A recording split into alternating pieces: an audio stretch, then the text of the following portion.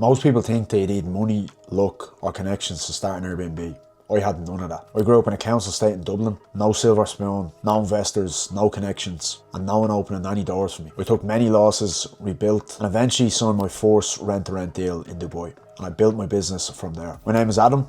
I'm the owner and founder of Max Days. I left a textiles job to go all in my business last year, and today I operate 18 units between Dubai and the UK. In this video, I'm going to show you the exact step-by-step blueprint I used to sign my first rent-to-rent deal. The markets I picked, the landlord pitches that I used, the numbers that I negotiated, the systems I set up, and the precise actions that got me my first wins. By the end of this video, you're going to know how to go from nothing to getting your first rent-to-rent deal signed and up and running. Let's get into it. When I started in property, I had no investors, no background, or no even education. Just had an ambition and a laptop. I targeted two major markets from the beginning. The first was my hometown of Ireland, and I quickly realised it's very difficult and almost impossible to do it here with regulations. So then I looked at Dubai because of strong tourism demand and landlord openness to the rent-to-rent model, but only when you present with a professional proposition. Everything changed when I stopped guessing and built a reputable system for evaluating markets, approaching landlords and operating my units. That system is what got me my first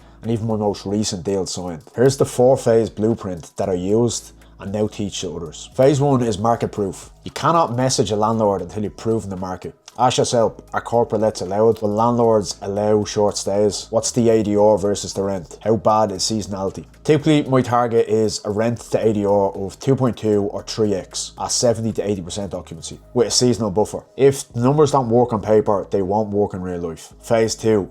Deal flow system. You do not wait for deals, you create them. I built a list of landlords and agents. I set daily outreach KPIs and use corporate language positioning. So instead of saying, I want to Airbnb your property, say something along the lines of, I operate professional service accommodation business and we operate on a corporate let basis. Even with 0 units, I assembled a credibility pack. Example photos, SOPs, a sample owner report, and a concise operator bio. Looking like a business gets you treated like a business. Phase 3. Numbers that close deals. Structure every offer to reduce landlord risk. I use step rent, so lower in 1 year and higher in the next year. Requested a 1 to 3 week grace period. Negotiated no deposit down and split furnishing costs where possible. Then I stress tested the model at 50 to 60% occupancy. If it works, it's a deal. If it only works at about 80 to 90% occupancy, I walk away. Phase 4.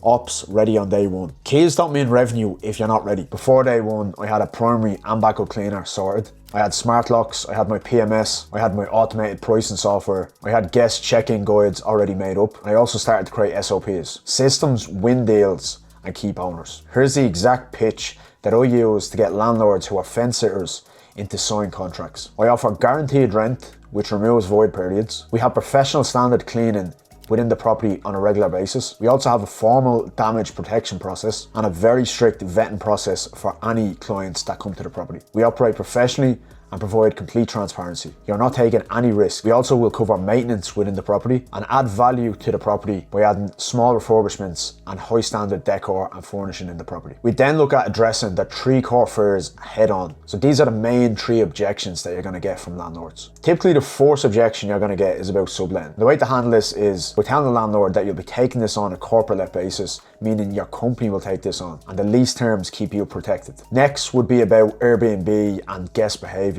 Typically landlords hear horror stories of Airbnb, people trashing the place, drinking, damaging the property. So the way to handle this is reassure the landlord that we use strict vetting process. We require all guests to have ID verification. We have noise monitoring technology within the property, control check-ins, and very strict house rules. And lastly, they might ask about insurance and compliance. The way to handle this is by telling the landlord that we carry liability coverage and our documented cleaning and incident processes limit exposure. Remove these common objections and fears and the deal becomes a rational business decision, not a gamble. Here are the exact daily actions that won me deals. I hit strict daily KPIs, X amount of calls, follow-ups and viewings. Every 48 hours, I reviewed the results and iterated the script. My proof stack was small but precise. Before and after turnovers, SOP screenshots. Even without a track record, that pack made me look like a professional. I used the 4-sign contract as social proof to win the next ones. The momentum compounds very quickly. After the first deal, I re-signed where possible. I asked landlords for referrals and cloned the unit profile into nearby micro districts. I controlled cash flow with reserves, capped utilities, passed the cleaning costs through to guests, and used revenue share hybrid models. Scaling is predictable maths when you have repeatable detailed unit templates. Here's how to avoid thinking it was just luck when you sign your first deal. Don't mistake an early win for luck. Validate everything with a scorecard. Legal clarity, landlord openness, building enforcement culture, ADR to rent spread, seasonality, and competition depth. If your city fails your scorecard, don't touch it. Always pilot a single unit and do a 90-day review. 8 decides whether you scale or whether you pivot. So if I was trying to get my first deal all over again, here's a 30-day plan of exactly what I'd do. I'd follow this exactly for 1 month. Week 1, complete the city scorecard. Run a compliance check and assemble your pitch pack. Operator bio,